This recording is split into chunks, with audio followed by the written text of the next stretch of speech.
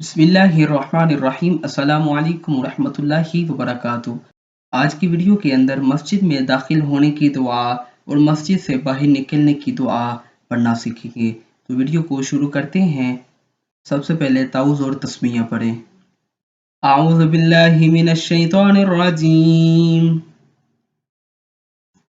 بسم اللہ الرحمن الرحیم۔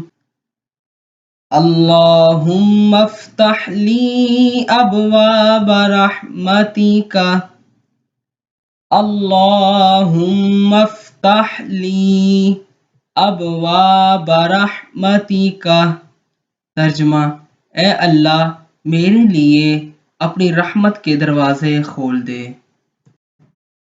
مسجد سے باہر نکلنے کی دعا: اللہم انی اسألک من فضلک ورحمتک، اللہم انی اسألک من فضلک ورحمتک۔